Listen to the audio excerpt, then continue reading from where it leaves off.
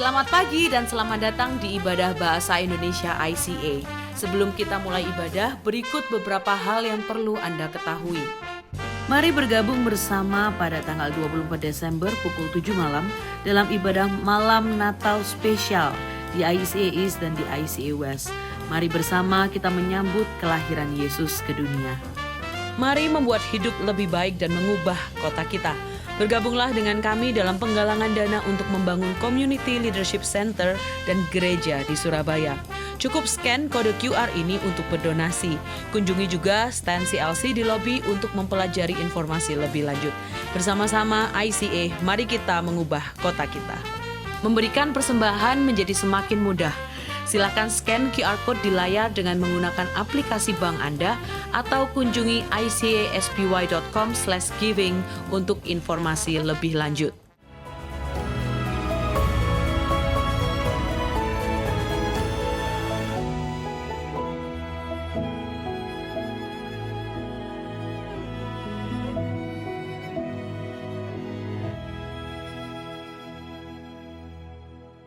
Shalom saudara semuanya, selamat datang ke ibadah online ICA pada hari ini. Saya bersyukur saudara semua bisa bergabung bersama dengan kami. Selama beberapa minggu terakhir kami sudah mengikuti seri untuk Natal pada tahun ini, Christmas at ICA. Dan setelah beberapa minggu kita semua juga sudah mempelajari bahwa Sang Raja yang semua kita nantikan adalah Sang Raja yang rendah hati. Dan Sang Raja ini adalah Raja yang patut disembah dan dipuji. Tapi ini pertanyaannya yang ingin kami pertanyakan, ingin kami sampaikan pada hari ini adalah kenapa sebenarnya Sang Raja ini datang? Apa sebenarnya tujuannya? Dan ini yang ingin kita pelajari pada hari ini. Dan hari ini judul khotbahnya adalah Misi Sang Raja. Tetapi sebelumnya mungkin saya ingin memberi beberapa pengumuman bahwa jika saudara selama ini mungkin belum sempat untuk mendengar ibadah yang lain dalam seri ini, saudara bisa mengikuti, mencari channel kami di YouTube dan bisa melihat seri kami sebelumnya ini. Dan juga untuk Natal biasanya ICA tidak mengadakan ibadah Natal, tetapi pada Christmas Eve tanggal 24 kami akan mengadakan ibadah Christmas Eve, tetapi hanya di kampus kami di West dan di East. Jadi bagi saudara yang mungkin ingin bergabung bersama dengan kami secara offline, onsite, saudara bisa mengikuti kami baik di West ataupun di East pada tanggal 24 jam 7 malam. Nama saya adalah Anthony dan saya adalah salah satu pastoral staff di ICA. Jadi sebelum kami terjun ke dalam firman, mari kita semua berdoa terlebih dahulu. Tuhan, kami bersyukur atas firman-Mu hari ini dan atas kesempatan yang Kau berikan kepada kami semua Tuhan untuk bisa bergabung bersama meskipun secara online untuk bisa mendengar firman-Mu, belajar dari Engkau Tuhan. Dan kiranya Roh-Mu sendiri yang mengurapi kami semua untuk membuka mata kami terima Engkau Tuhan di dalam hati kami supaya firman-Mu sungguh-sungguh merubah kami Tuhan. Bisa tertanam di dalam kehidupan kami Tuhan dan bisa melakukan sesuatu yang luar biasa dalam kehidupan kami. Kami serahkan semuanya ke dalam tangan-Mu, kami serahkan diri kami ke dalam tangan-Mu. Dalam nama Tuhan kami berdoa dan mengucap syukur. Amin. Amin. Jadi, ketika kita berbicara tentang Natal, biasanya yang kita pelajari adalah kitab-kitab Injil di Matius, Markus, Lukas, Yohanes juga. Dan sebenarnya Markus, Matius, dan Lukas adalah Injil-Injil yang dinamakan sinoptik. Berarti apa yang mereka ajar, apa yang mereka tulis di dalam situ, apa yang bisa kita baca, semua itu sebenarnya adalah hal-hal yang sama di waktu-waktu yang sama, tetapi mungkin dari pandangan-pandangan yang berbeda. Jadi banyak hal yang diceritakan dalam Matius, Markus, dan juga Lukas sebenarnya mirip. Tetapi Yohanes agak berbeda. Matius bicara tentang Yesus sebagai Mesias yang sudah dijanjikan Tuhan, yang datang dari Abraham dan juga melalui Daud. Markus menunjukkan Yesus sebagai sang pelayan yang datang dari Nazaret. Lukas menunjukkan Yesus sebagai manusia yang sempurna yang datang dari Adam. Yohanes sebaliknya mengatakan bahwa Yesus adalah Tuhan sendiri yang datang dari surga. Jadi Yohanes di sini bicara bukan hanya tentang apa yang Yesus lakukan seperti Matius, Markus atau Lukas, tetapi siapa sebenarnya Yesus ini. Dan mengetahui siapa sebenarnya Yesus ini penting untuk kita bisa akhirnya juga mengerti, sungguh-sungguh mengerti apa tujuan Yesus ketika Sang Raja yang rendah hati ini datang ke dunia. Mari kita baca firman yang akan kita pelajari hari ini, Yohanes pasal 1 dari ayat 1 sampai 18. Pada mulanya adalah firman. Firman itu bersama-sama dengan Allah dan firman itu adalah Allah. Ia pada mulanya bersama-sama dengan Allah, segala sesuatu dijadikan oleh Dia dan tanpa Dia tidak ada suatu pun yang telah jadi dari segala yang telah dijadikan. Dalam Dia ada hidup dan hidup itu adalah terang manusia. Terang itu bercahaya di dalam kegelapan dan kegelapan itu tidak menguasainya. Datanglah seorang yang diutus Allah, namanya Yohanes. Ia datang sebagai saksi untuk memberi kesaksian tentang terang itu, supaya oleh dia semua orang menjadi percaya. Ia bukan terang itu, tetapi ia harus memberi kesaksian tentang terang itu. Terang yang sesungguhnya yang menerangi setiap orang dan sedang datang ke dalam dunia. Ia telah ada di dalam dunia dan dunia dijadikan olehnya. Tetapi dunia tidak mengenalnya. Ia datang kepada milik kepunyaannya, tetapi orang-orang kepunyaannya itu tidak menerimanya. Tetapi semua orang yang menerimanya diberinya kuasa supaya menjadi anak-anak Allah, yaitu mereka yang percaya dalam namanya. Orang-orang yang diperanakan bukan dari darah atau dari daging, bukan pula secara jasmani oleh keinginan seorang laki-laki, melainkan dari Allah. Firman itu telah menjadi manusia dan diam di antara kita. Dan kita telah melihat kemuliaannya, yaitu kemuliaan yang diberikan kepadanya sebagai anak tunggal Bapa, penuh kasih karunia dan kebenaran. Yohanes memberi kesaksian tentang dia dan berseru katanya, inilah dia yang kumaksudkan ketika aku berkata, kemudian daripadaku akan datang dia yang telah mendahului aku, sebab dia telah ada sebelum aku. Karena dari kemenuhannya kita semua telah menerima kasih karunia demi kasih karunia, sebab hukum Taurat diberikan oleh Musa, tetapi kasih karunia dan kebenaran datang oleh Yesus Kristus. Tidak seorang pun yang pernah melihat Allah, tetapi anak tunggal Allah yang ada di pangkuan Bapa, dialah yang menyatakannya. Terima kasih Tuhan atas firman-Mu hari ini. Jadi, sebenarnya apa misi Sang Raja ketika dia datang ke dunia ini? Dari ayat-ayat ini kita bisa pelajari beberapa hal. Bahwa pertama, misi Sang Raja adalah untuk menebus.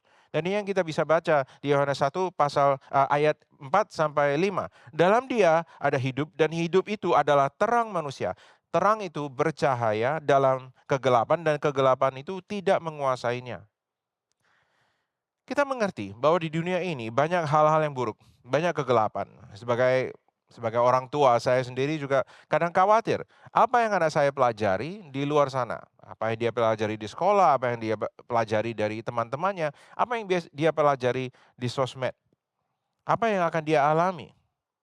Apa yang akan dia rasakan? Dan meskipun kita bukan orang tua pun, saudara juga saya percaya juga pernah merasakan hal-hal seperti ini. Bahwa selalu ada hal-hal buruk yang selalu terjadi, yang membuat kita gelisah. Bukan hanya kejadian di sekeliling kita, tetapi kejadian di seluruh dunia.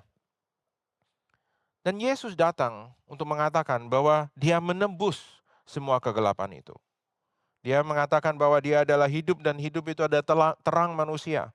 Ketika kita merasa bahwa kita ada di dalam kegelapan ini, dia yang memberi terang itu, dan terang itu seperti yang dikatakan di ayat 5, bercahaya di dalam kegelapan, dan kegelapan itu tidak menguasainya. Dia membawa terang, dan terang itu tidak bisa dikalahkan oleh kegelapan apapun yang kita rasakan di sekeliling kita. Itu misinya yang pertama. Misi Sang Raja kedua adalah untuk memulihkan. Ini kita bisa baca di ayat 12. Tetapi semua orang yang menerimanya diberinya kuasa supaya menjadi anak-anak Allah. Dan di sini kita harus sadar akan sesuatu. Bahwa seluruh dunia ini adalah ciptaan Tuhan. Dan manusia juga adalah ciptaan Tuhan. Bahkan ketika kita baca di kitab Kejadian, ketika Tuhan menciptakan manusia, Dia mengatakan ini sangat baik. Di sini kita bisa belajar bahwa manusia adalah ciptaan Tuhan yang terbaik. Itu yang dikatakan firman. Tetapi saat ini kita juga mengenal bahwa dunia ini, bahkan kita sebagai manusia, jauh sekali dari Tuhan. Karena kita melihat keburukan apa yang bisa kita lakukan sendiri di dunia ini. Kegelapan yang tadi kita sudah bahas, kita lihat di sekeliling kita dan di seluruh dunia. Dan karena itu, karena kita jauh dari Tuhan, seringkali kita tidak merasakan bahwa ada hubungan antara kita dengan Tuhan. Karena kita melihat sekeliling kita tidak lihat ada baiknya. Kita tidak melihat kemuliaannya. Jadi kita merasa bahwa kita jauh sekali. Dan Yesus datang untuk memulihkan hal ini, untuk memulihkan hubungan antara kita dengan Tuhan, supaya akhirnya kita bisa disebut sebagai anak Tuhan kembali lagi. Nah, misi Sang Raja yang ketiga adalah untuk mengungkapkan. Ini kita bisa baca di ayat 18. Tidak seorang pun yang pernah melihat Allah, tetapi anak tunggal Allah yang ada di pangkuan Bapa. Dialah yang menyatakannya. Dan apa sebenarnya yang dinyatakan oleh Yesus? Yesus menyatakan di sini bahwa melalui Dia atau di dalam Dia kita bisa mengenal Bapa. Kita bisa membahas semua ini. Dan sebenarnya kalau kita baca kitab Yohanes ini adalah satu kitab yang kalau dibandingkan dengan Injil-Injil yang lain, dengan Matius, Markus, dan Lukas, kitab Yohanes ini adalah satu kitab yang bisa dibilang adalah kitab yang intelektual. Kita harus membaca ini dengan logika, dan kita bisa pelajari hal-hal ini. Tapi terus terang, ketika saya baca ini, saya juga harus bisa jujur ya. Sebenarnya ini susah untuk dimengerti. Ketika saya masih muda, saya belajar, saya tumbuh di Indonesia ketika saya masih kecil, di TK dan di SD. Saya ingat karena orang tua saya mendaftarkan saya ke sekolah-sekolah Kristen. Saya ingat bahwa sejak TK pun dan juga di SD, saya selalu belajar tentang Alkitab. Karena di Indonesia, kalau sekolah juga harus belajar tentang keagamaan. Dan karena saya masuk di sekolah Kristen, saya belajar tentang Alkitab. Karena kenapa kita harus semua belajar itu? Karena nanti di akhir tahun atau di pertengahan semester pasti ada ujian kan, ujian Alkitab, ujian keagamaan di sekolah. Jadi selama saya masih kecil, saya juga sudah mempelajari Alkitab. Saya mengerti tentang Alkitab, mengerti tentang ini, mengerti tentang itu, dan saya hafal banyak ceritanya. Bahkan ketika saya oleh orang tua dikirim ke Singapura untuk belajar. Waktu SD di Singapura, saya juga sekolah di sekolah Katolik. Dan seringkali pasti belajar Alkitab juga. Ketika saya SMP di Singapura, juga belajar di sekolah Katolik. Bahkan di sekolah ini, di pinggir, di satu sisi di kampusnya sekolah ini, ada chapel. Dan karena ini sekolah Katolik, bahkan ada rama-rama yang juga mengajar dan bekerja di sekolah itu. Setiap Jumat, semua kelas dan semua siswa-siswa di sekolah itu pasti mengikuti Friday Mass di sekolah itu. Dan karena itu saya juga selalu mendengar tentang Alkitab. Bahkan saya harus hafal isi Alkitab ini. Tapi terus terang, waktu itu karena saya juga belum sungguh-sungguh percaya kepada Kristus, saya selalu bertanya, sebenarnya apa gunanya mengetahui Alkitab ini? Apa gunanya menghafal isi Alkitab ini? Karena pada saat itu saya jujur tidak merasa bahwa saya harus ditebus, saya perlu ditebus. Saya tidak merasakan itu. Saya tidak merasakan bahwa saya perlu dipulihkan untuk apapun. Saya juga merasa bahwa saya tidak perlu mengenal Tuhan. Ketika saya kuliah, itulah pertama kalinya saya tidak mendengar atau mempelajari Alkitab. setiap harinya.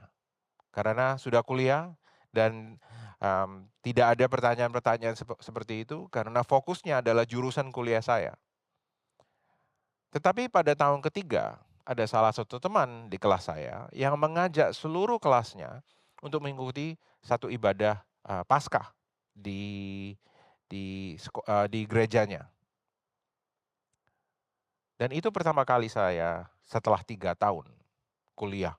Itu pertama kali saya mendengar firman Tuhan lagi. Dan selama beberapa bulan setelah itu, saya akhirnya terus mengikuti ibadah di gereja itu. Bukannya setiap minggu, kadang-kadang seringkali saya nggak ikut, karena pada saat itu, ya itu saya masih belum percaya dan saya juga menanyakan, untuk apa saya ke sini? Tapi saya kadang-kadang terus ikut, jujur nggak tahu kenapa. Sampai akhirnya beberapa bulan setelah itu, mendekati Natal, saya datang ke gereja itu, dan saya mulai mempertanyakan, sebenarnya semua hal yang saya sudah pelajari tentang Alkitab, apa sebenarnya maknanya di dalam kehidupan saya? Dan ini yang saya rasa Tuhan katakan kepada saya pada satu hari Minggu itu. Dia mengatakan kepada saya, lihat hidupmu, lihat kegelapanmu, ikuti aku, dan ini yang akan kuberikan di dalamku. Semua hal yang saya sudah pernah pelajari tentang Alkitab, semua hal yang menurut saya nggak ada maknanya, tidak ada maksudnya, tidak berarti bagi saya sendiri, semua itu pada hari itu akhirnya menjadi nyata. Dan jujur, jika saudara ingin menanyakan kepada saya, apa sesungguhnya yang terjadi? Saya tidak bisa menjelaskan. Saya hanya bisa mengatakan bahwa Tuhan mengatakan pada saat itu, akulah pembebasanmu. Akulah kebenaran yang engkau cari. Akulah kesempurnaan dalam kehidupan. Dan saya menjadi ingat bahwa di kitab Yohanes pun, itu juga yang Yesus selalu katakan. Dia selalu mengatakan, akulah ini, akulah itu. Di Yohanes 6:35, Yesus mengatakan, akulah roti hidup. Di pasal 8 ayat 12, Yesus mengatakan, akulah terang dunia. Dan ketika kita baca seluruh Alkitab Yohanes, kitab Yohanes kita juga bisa melihat bahwa dia mengatakan begini, akulah pintu, akulah gembala yang baik, akulah kebangkitan dan hidup, akulah jalan dan kebenaran dan hidup, akulah pokok anggur yang benar. Dia bukan mengatakan bahwa dia membawa roti kehidupan itu. Dia mengatakan bahwa dialah roti itu. Dia bukan hanya membuka pintunya. Yesus mengatakan bahwa dialah pintu itu. Dia bukan membawa terang dunia. Bukan itu yang dia katakan. Yesus justru mengatakan bahwa dialah terang itu. Dia bukan hanya menunjukkan jalan dan kebenaran dan hidup. Yesus justru mengatakan bahwa dialah jalan dan kebenaran dan hidup itu. Apakah kita mengerti tentang hal ini? Bahwa ada perbedaan antara ketika kita mengetahui tentang sesuatu dan sungguh-sungguh mengetahui. Sungguh-sungguh mengenal. Waktu saya masih SMP di Singapura, saya ingat sesuatu juga. Mungkin saudara yang mengikuti ibadah, ada yang pernah mendengar tentang atlet yang namanya Michael Chang. Michael Chang adalah pemain tenis dulu, profesional, dan sampai saat ini dia sudah menjadi pemenang Paris, ya kalau nggak salah French Open ya, Paris Open, yang termuda di dunia ini sampai saat ini, dan dia memenangkan French Open ini di tahun 1989. Pada waktu dia masih berusia 17 tahun. Itu lumayan. Itu bukan hanya lumayan, itu luar biasa. Dan sampai saat ini dia memegang rekor itu bahwa dia adalah pemenang French Open yang termuda. dalam sejarah pertandingan tenis ini. Saya ingat tahun kemudiannya ketika dia umur 18, dia datang ke Singapura dan dia berkunjung ke sekolah saya, ke SMP saya. Dan pada waktu itu SMP saya juga barusan membuka dan membangun dan membuka, menyelesaikan sudahan juga lapangan tenis yang baru. Dan dia datang untuk menjadi tamu undangan, tamu kehormatan ketika sekolah kami ingin membuka lapangan tenis itu. Dan itu pertama kalinya saya mengetahui tentang Michael Chang. Tetapi mengetahui tentang Michael Chang bukan berarti saya mengenal dia. Beberapa tahun kemudian ketika saya kuliah di Amerika, saya beribadah di satu gereja dan ada satu weekend ya, gereja kami mengadakan acara. Kami semua berkumpul di gereja dan akhirnya pergi ke salah satu pantai di Los Angeles, dekat situ di Los Angeles. Dan tiba-tiba Michael Chang muncul. Ternyata dia adalah teman baik dari gembala di gereja itu. Dan hari itu pertama kali saya mengenal Michael Chang. Saya duduk bersama dengan dia, ngobrol bersama dia, tidak sempat main tenis bersama dia, malah main beach volleyball bersama dengan dia. Kalau saudara ada yang kenal Michael Chang, kalau tanya mungkin dia juga nggak ingat karena kami waktu itu cuman bertemu sekali saja. Tetapi akhirnya saya bisa berbicara dengan dia. Ada perbedaan antara ketika pertama kali saya mengenal tentang Michael Chang, ketika saya masih SMP, dan ketika saya mengenal akhirnya Michael Chang, ketika saya kuliah di Amerika. Ini yang harus kita pertanyakan di sini. Apakah kita mengenal tentang Alkitab, mengenal tentang Tuhan, atau apakah kita sungguh-sungguh mengenal Tuhan? Ini yang selalu kita ajarkan, yang selalu kita ungkapkan juga kepada anak-anak YDP.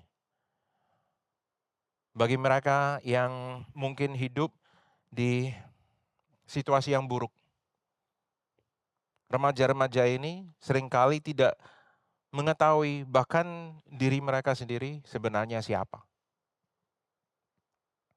Dan mereka tidak mengerti makna hidup ini untuk apa. Tujuan hidup mereka sebenarnya apa.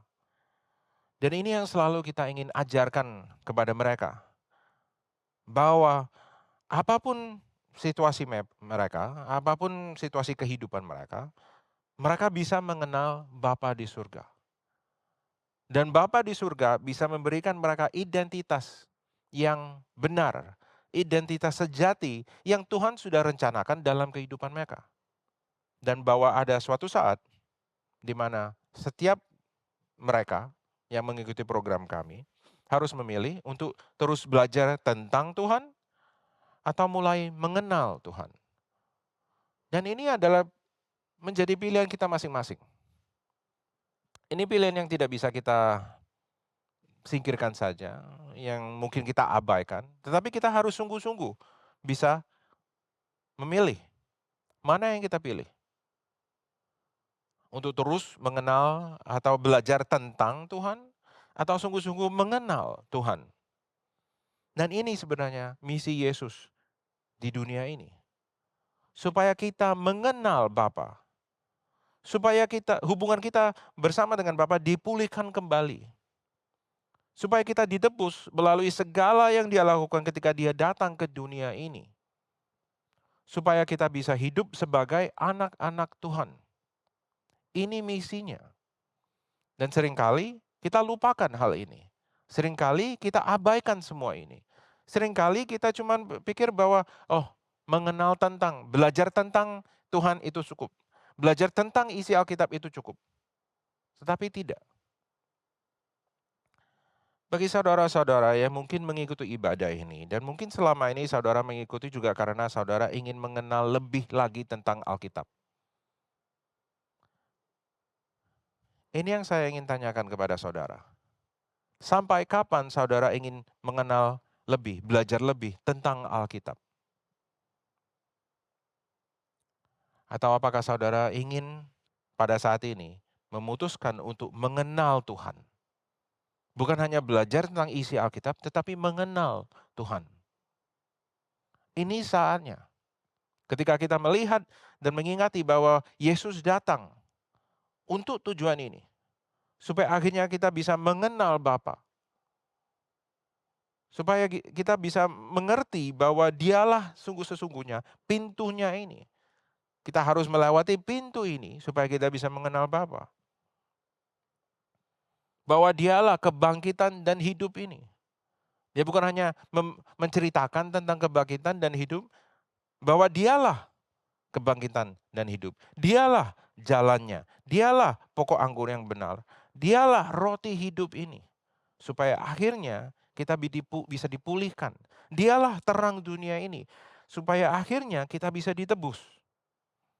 Dan mungkin ada saudara-saudara yang selama ini juga sudah mengikuti Kristus. Sudah mengikuti pelayanan, sudah beribadah secara reguler. Tapi kadang-kadang menurut saya kita seringkali juga lupa tentang kebenaran ini. Bahwa sebenarnya Yesus datang bukan hanya untuk memerintah kita untuk melakukan hal yang lebih baik. Untuk melakukan ini, untuk melakukan itu, untuk mengikuti pelayanan ini atau mengikuti pelayanan itu, untuk memberikan persembahan kita. Tujuan Kristus adalah supaya kita bisa mengenal Bapa. Ketika akhirnya kita bisa mengambil identitas ini dan memakai identitas yang baru ini, bahwa kita sebenarnya sungguh-sungguh adalah anak-anak Tuhan. Jika kita lupakan semua itu, ini saatnya untuk kita bisa kembali kepada Tuhan lagi. Untuk mendengar firman ini.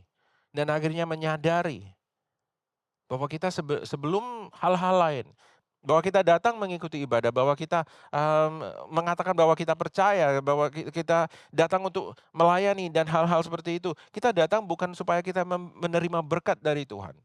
Kita datang supaya kita bisa mengenal Bapa. Karena itulah alasan kenapa Yesus datang ke dunia ini.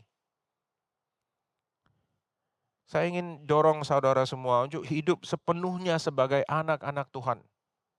Jangan lupakan bahwa inilah tujuan Yesus. Inilah misi Sang Raja. Sang Raja yang telah datang dalam kerendahan hati. Sang Raja yang memang meskipun datang dalam kerendahan hati, patut disembah dan dipuji.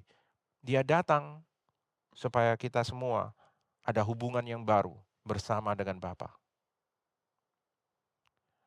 Saya dorong saudara, saya minta saudara pada saat ini untuk mungkin tunduk kepala saudara dan mulai berdoa.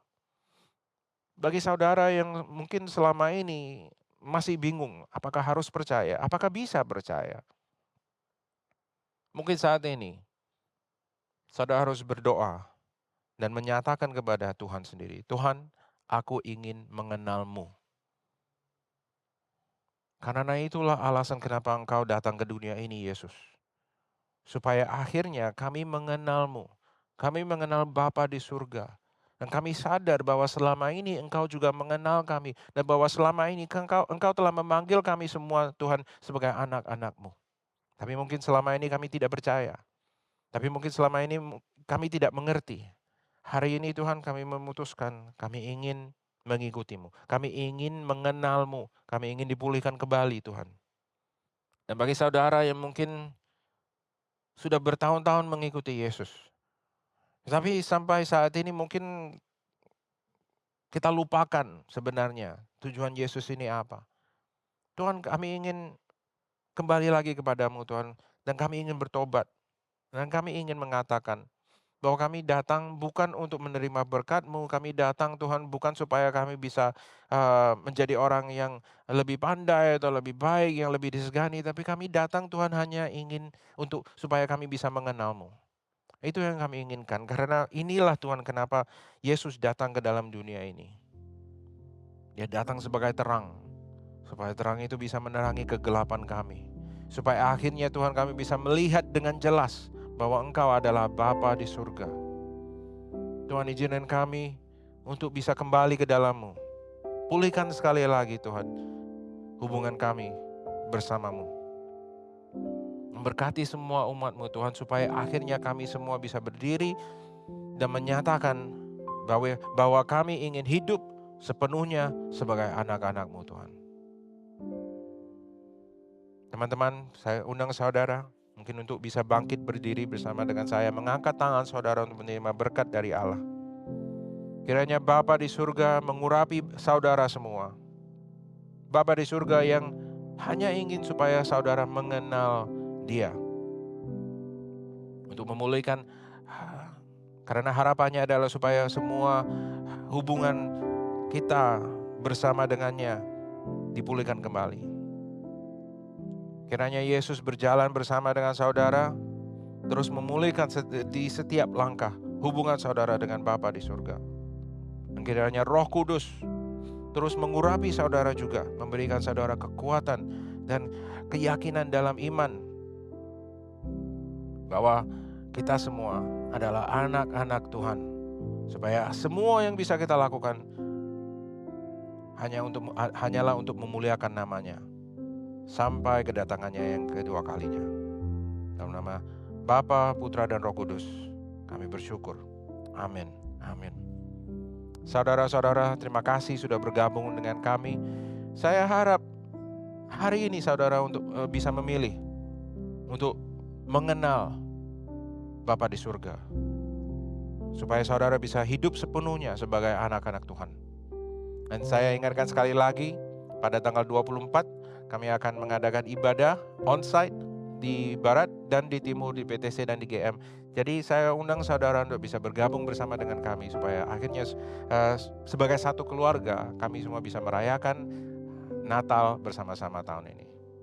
Kiranya Tuhan memberkati saudara. Shalom, sampai jumpa minggu depan. Kami senang Anda bergabung dengan ibadah ICA hari ini. Selamat berakhir pekan dan sampai jumpa minggu depan. Tuhan berkati Anda dan keluarga. Mari bergabung bersama pada tanggal 24 Desember pukul 7 malam dalam ibadah malam Natal spesial di ICA East dan di ICA West. Mari bersama kita menyambut kelahiran Yesus ke dunia. Mari membuat hidup lebih baik dan mengubah kota kita. Bergabunglah dengan kami dalam penggalangan dana untuk membangun Community Leadership Center dan gereja di Surabaya. Cukup scan kode QR ini untuk berdonasi. Kunjungi juga stand CLC di lobi untuk mempelajari informasi lebih lanjut. Bersama-sama ICA, mari kita mengubah kota kita. Memberikan persembahan menjadi semakin mudah. Silakan scan QR Code di layar dengan menggunakan aplikasi bank Anda atau kunjungi icaspy.com/giving untuk informasi lebih lanjut. Sumbangan dana untuk beasiswa YDP memiliki kode QR yang baru. Dana beasiswa YDP membantu anak-anak remaja kurang mampu di komunitas agar dapat mengejar impian mereka untuk mendapatkan pendidikan di perguruan tinggi.